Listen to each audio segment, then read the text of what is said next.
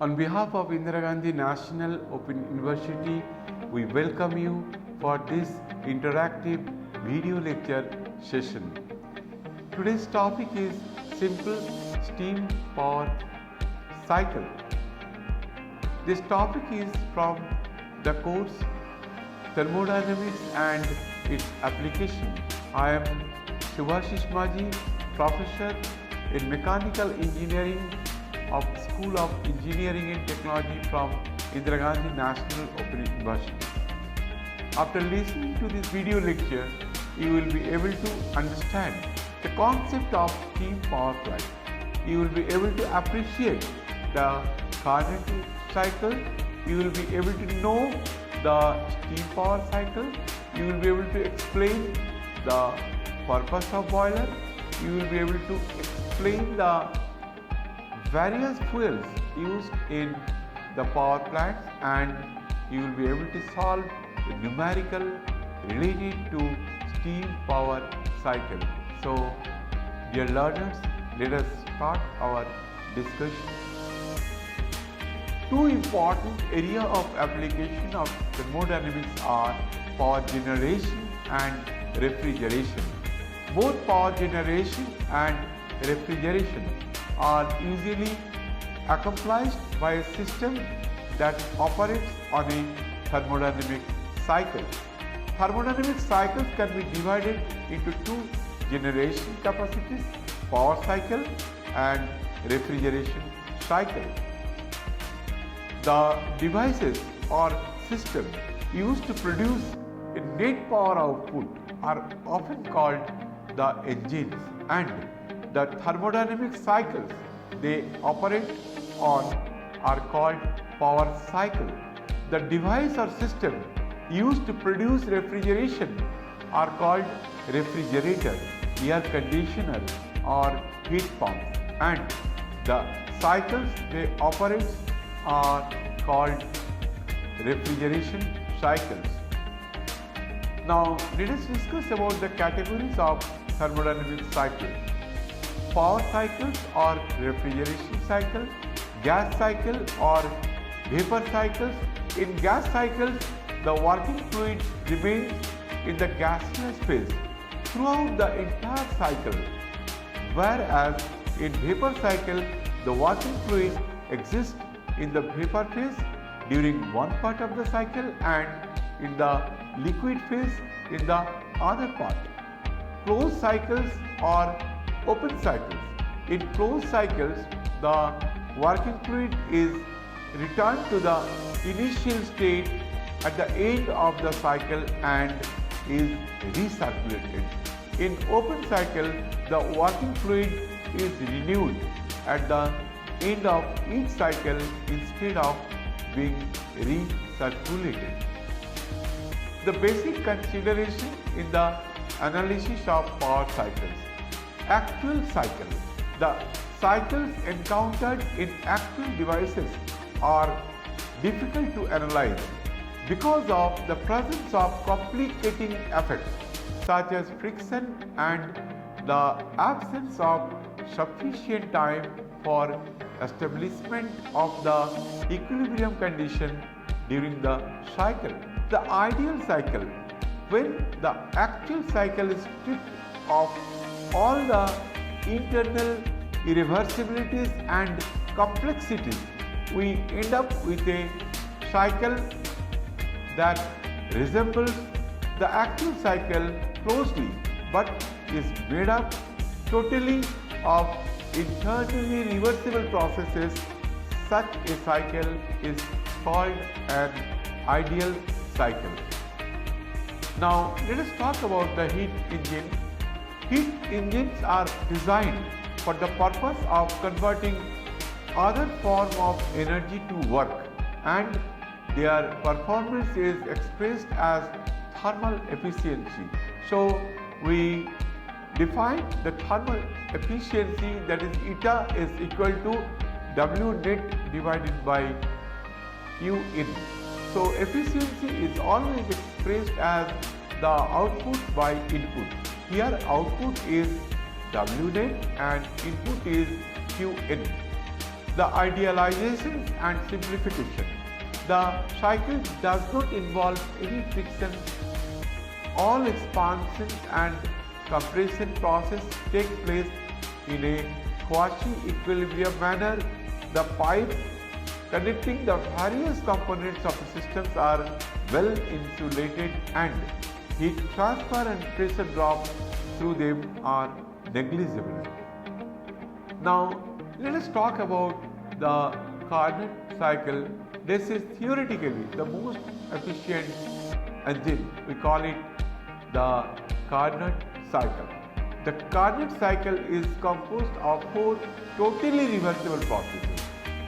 A is isothermal heat addition at high temperature, TH. So TH is the high temperature. B, isentropic expansion from high temperature to low temperature. C, isothermal heat rejection at low temperature, that is TL. TL is the temperature of low temperature, and isothermal heat rejection at low temperature. D, isentropic compression from low temperature to high temperature. So thermal efficiency of Carnot cycle is expressed as eta thermal Carnot is equal to 1 minus TL by TH.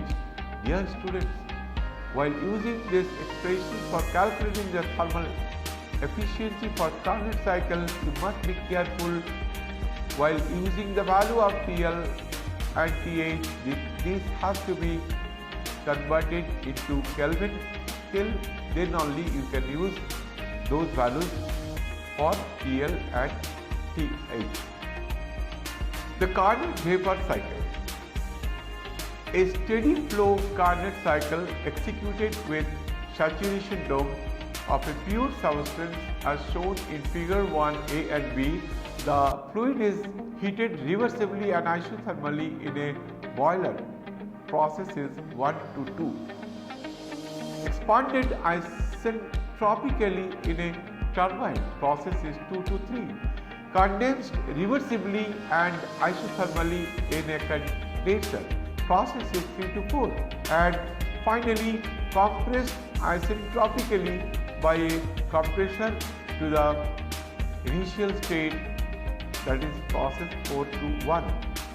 The Carnot cycle is not suitable model for vapor power cycle because it cannot be approximated in practice. So this is the theoretical value which we can get for the efficiency of a Carnot vapor cycle. Now the Carnot vapor cycle, here we have discussed a 2 diagram. There is figure 1A. From 1 to 2, it is the constant temperature heat addition in the boiler. Then 2 to 3 is the isentropic expansion in the turbine for doing work, and 3 to 4 is constant temperature heat rejection, and 4 to 1 is isentropic compression in the process of 4 to 1.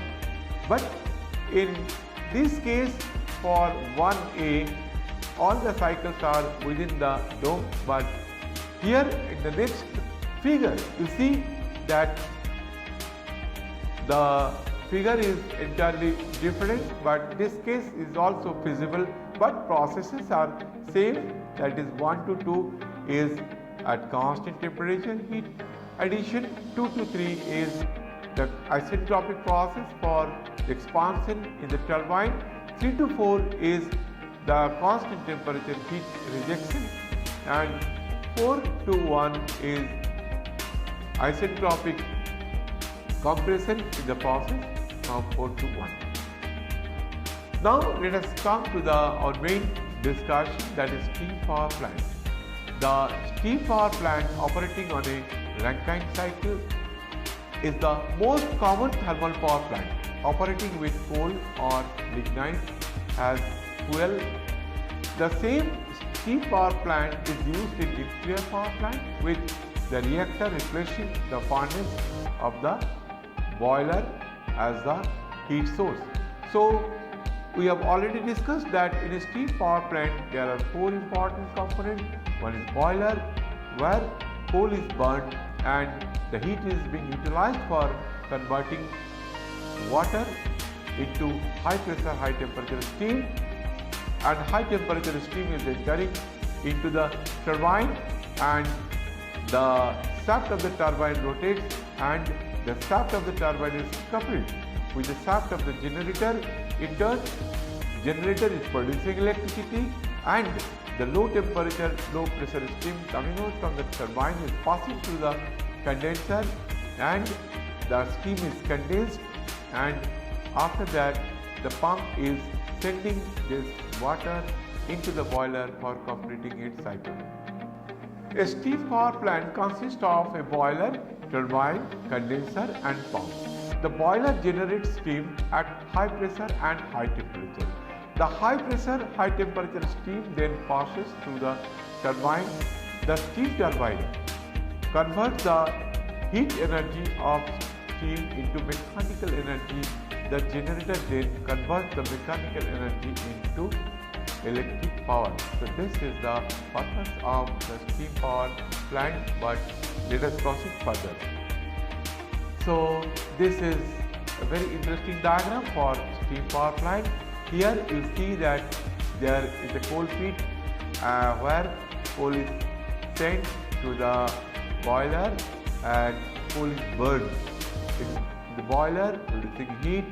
Then the water is converting to steam. That high pressure, high temperature steam is passing through the turbine, and the shaft of the turbine is coupled with the shaft of the generator, which in turn producing electricity, and the low pressure, low temperature steam is passing through the condenser, and it is converting to liquid form of water, and the pump is sending this water to the boiler for completing the full cycle. So this is the diagram, and for steam power plant you can see the diagram, it looks like this.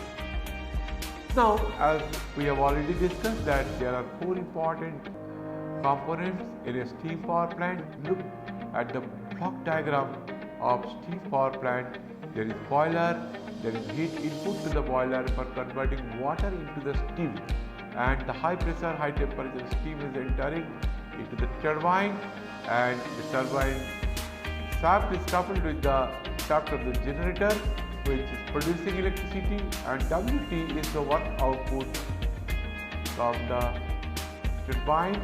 After that, the low pressure, low temperature steam is passing through the condenser, and heat is given out from the condenser, that is Q2 is given out from the condenser. After that, the pump is sending back the liquid to the boiler. So this completes the cycle. So one very interesting case is this, that Q1 is heat input to the system, so it will be considered as positive. WT is work done by the system, it will be considered as positive, and Q2 is the heat given out from the system to the surroundings. Condenser stored as negative, and WT is the pump is giving as the work input to the system, it is considered as negative. A schematic of the steam power plant is given in figure 3. A steady flow of water at high pressure enters the boiler. Heat transferred Q1 from the combustion products generated by burning of fuel and air in a furnace and lead to the boiler causes the water to boil. The high pressure steam thus generated lifts the boiler steadily to enter the turbine. Dear friends, if you know the full process of the steam power plant very properly, then there will be no difficulty for solving any numericals or for anything with regard to the steam power plant. The steam expands in the turbine to deliver the shaft work Wt, and the shaft of the turbine is coupled with the shaft of the generator, which in turn produces electricity. The low pressure steam leaving the turbine enters the water cooled condenser, where it is condensed because of heat transfer Q2 to the cooling water. A steady flow of condensate, that is water, enters the pump. To complete the cycle of events, the pump delivers water at high pressure to the boiler. The work supplied to the pump is Wp is usually very small in comparison to other interactions, and hence, unless otherwise mentioned, it is customary to neglect the magnitude of this work in the analysis of the steam power plant.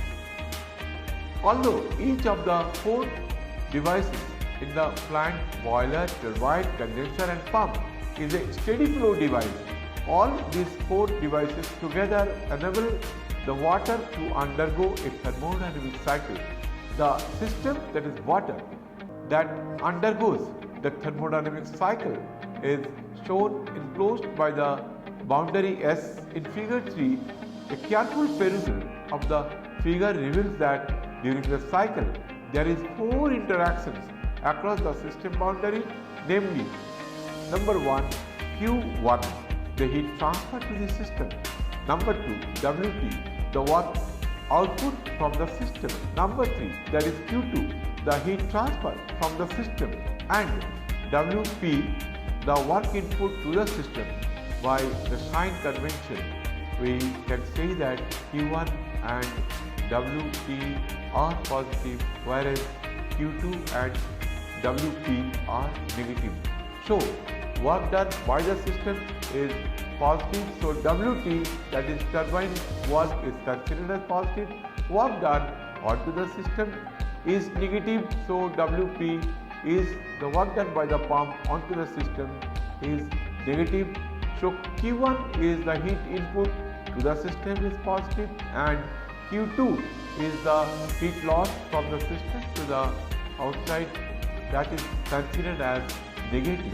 After the first law of thermodynamics of the system executing the cycle, we can calculate like the summation of the heat input to the system is equal to the net work done in the system. So Q1 plus within bracket minus Q2 is equal to Wt plus within bracket minus Wp. So we can write Q1 minus Q2 is equal to Wt minus Wp. But here you must see the sign convention, why we are taking Q2 is negative and Wp is negative. This is with regard to the sign convention for the thermodynamic system. The performance of any device is easily evaluated by its efficiency, which is defined as the ratio of the output to the input, or the ratio of what we want to what we are paying for. The output from the steam power plant is the net work, that is Wt minus Wp, and the input is the heat transfer in the boiler, that is Q1.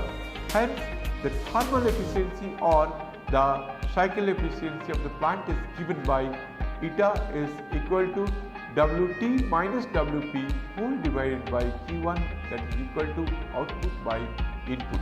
Also, in a thermodynamic cycle, from the first law of thermodynamics, net work Wt minus Wp is equal to net heat transfer, that is Q1 minus Q2. Therefore, it is obvious that the efficiency of the cycle is also given by eta is equal to Q1 minus Q2 whole divided by Q1, that comes out to be 1 minus Q2 by Q1. Now this is the diagram for steam power plant.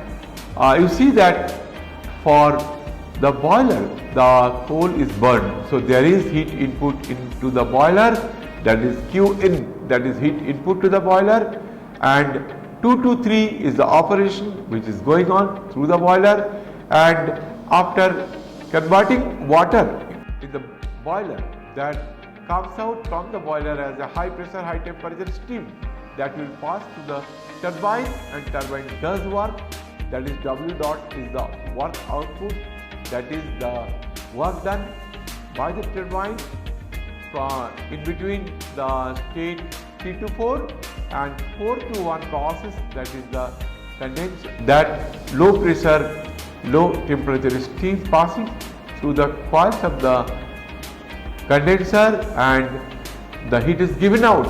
So Q dot out is the heat given out by the system to the surroundings, and the water is entering into the pump, and the purpose of the pump is sending the water into the boiler. So the whole process is complete. Now this is the diagram for the simple power plant.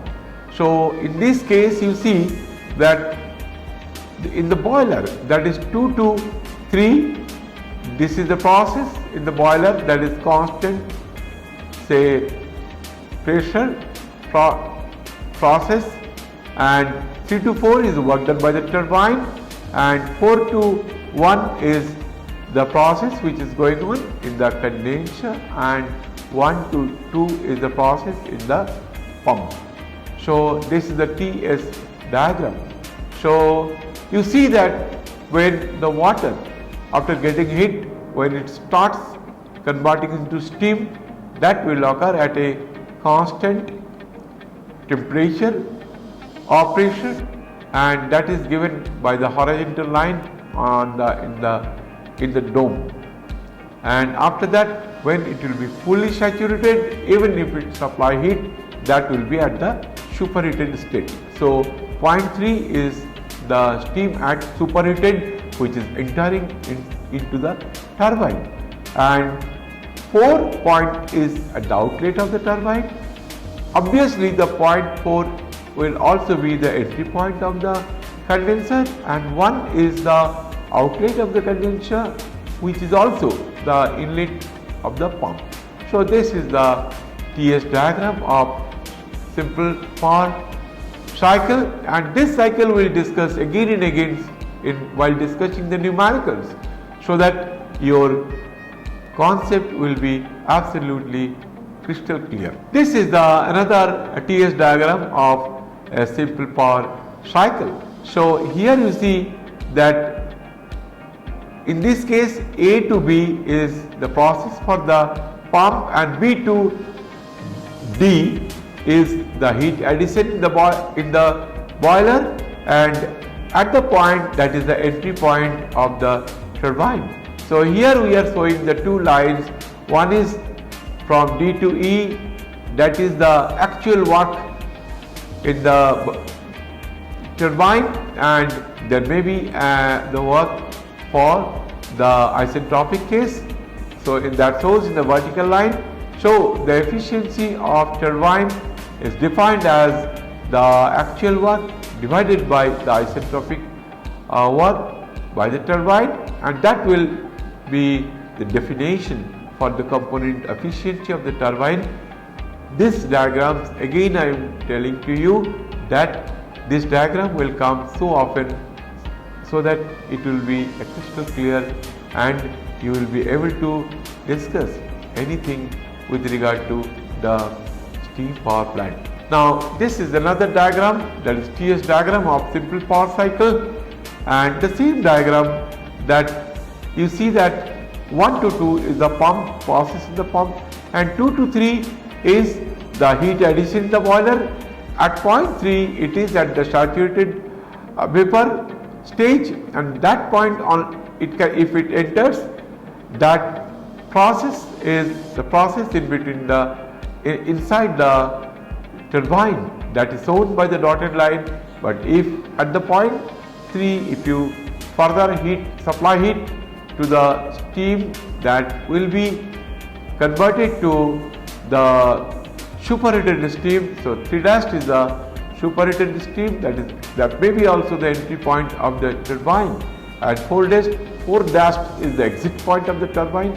And if it is so, then 4 to 1 in the previous case was the process for the condenser, but if you consider the superheated steam for which the entry point of the turbine is at 3 dash, exit point of the turbine will be at 4 dash. So 4 dash will be entry point of the condenser and 1 will be the exit point of the condenser. So when you think of any boiler, we have to know what is boiler specification. So obviously boiler make and year. So make may be XYZ any name and in which year it was manufactured, that has to be given. Then MCR, that is maximum continuous rating, that is given as 10 TPH, that is 10 ton per hour, FNA 100 degree centigrade, that means it is converting water at 100 degree centigrade to steam at 100 degree centigrade. That is given by the term that is FNA 100 degree centigrade. Then rated working pressure, the boiler pressure will be 10.54, that kg per centimeter square gauge, and that is given for a particular boiler. Types of boiler, it is 3 pass, fire tube, and fuel part is fuel oil, and heating surface is 1.48 meter square. Now boiler types and classifications. Boiler may be fire tube boiler, as the name is given as fire tube boiler.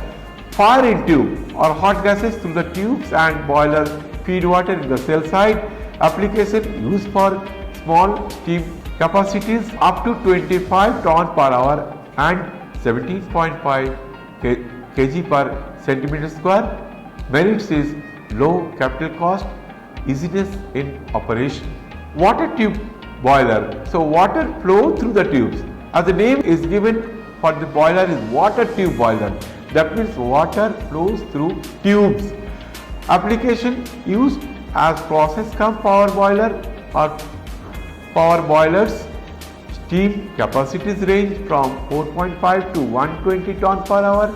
Characteristics: high capital cost, used for high pressure, high capacity steam boiler, demands more controls and calls for very stringent water quality. Now there is a heat balance. So what fuel is given the heat as an input in the boiler, but output from the boiler is nothing but the high pressure, high temperature steam. But there are some losses, that 13.7 in this case is given as heat loss due to dry flue gas, because the boiler, the flue gas will be coming out from the chimney and there is a loss because of the hot gases is leaving from the boiler going to the outside. And for this case we have given as 8.5%, that is heat loss due to steam in flue gas.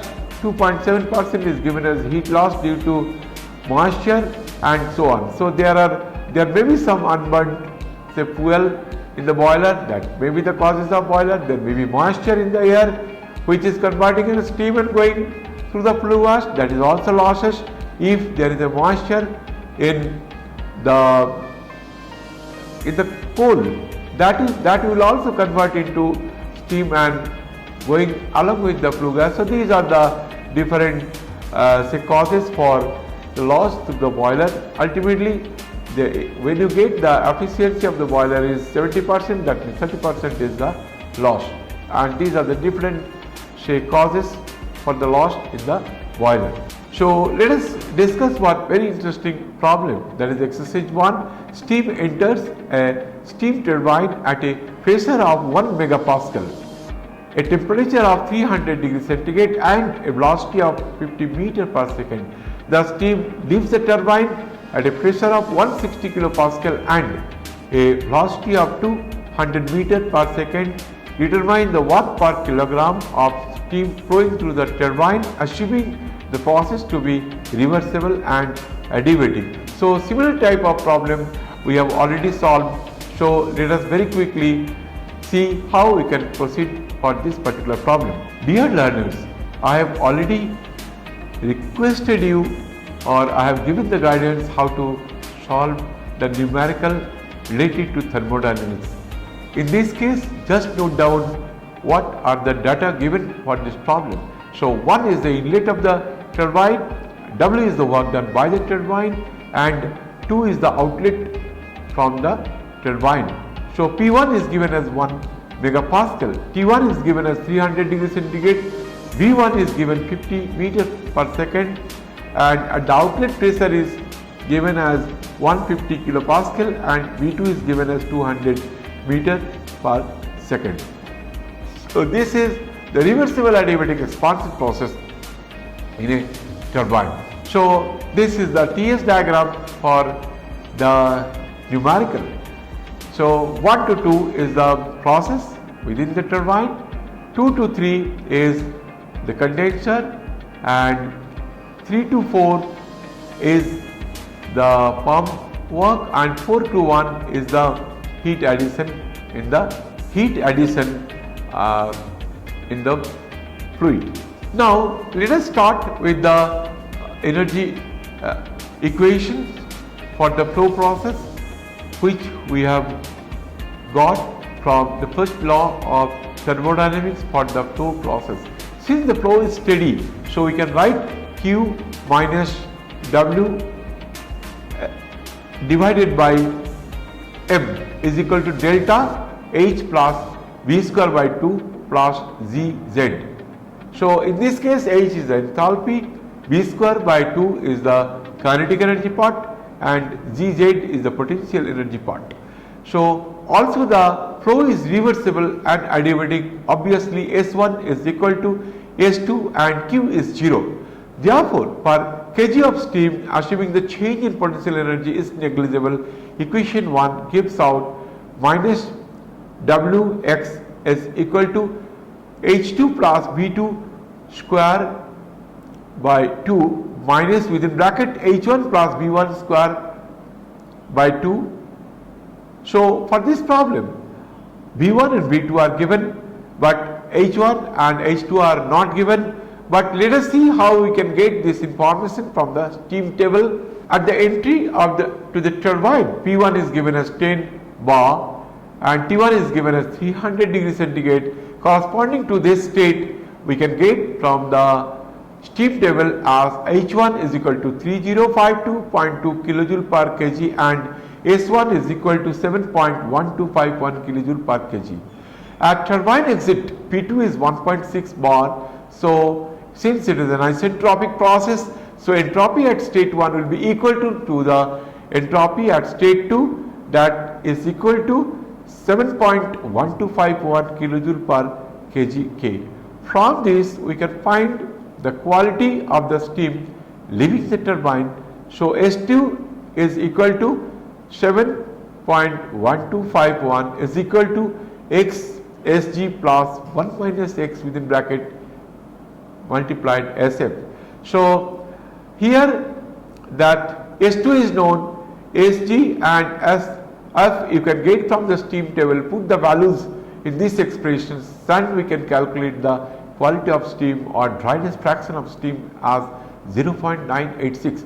Once you calculate the dryness fraction that you have got for this case is 0.986, there is no difficulty for calculating H2, because H2 is equal to H Xg plus within bracket 1 minus x multiplied by Hf. So Hg Hf for that particular pressure you can calculate from the steam table. Put all these values, x is already known, you can calculate the enthalpy at state 2. Now putting the value of H1, H2, V1 and V2, finally you are getting that minus Wx is equal to minus 366.55. Therefore, we can get the value of minus Wx is equal to minus 366.55 kilojoule per kg. The work developed per kg of steam is equal to 366.55 kilojoule. That is the positive work done by the turbine. So that's why it is the work done by the system. That's why we are getting the positive sign for Wx. Now we have discussed about the steam power cycle. We have discussed the numerical and all. So let us very quickly summarize our today's discussion. We have discussed the concept of steam power plant. We have discussed the Carnot cycle. We have discussed the steam power cycle. We have discussed the various fuels used in power plants, and we have solved the numericals related to steam power plant. But the boiler, we can use coal as a fuel, but we can also use oil or natural gas, which we can use the oil or natural gas as a fuel in the boiler, and we can also get the heat out of that by burning of the fuel inside the boiler, and that heat can be utilized for converting water into high pressure, high temperature steam. So thank you very much for today's discussion. So next in our next lecture we will take up some new topics on the vapor power cycle. Thank you very much.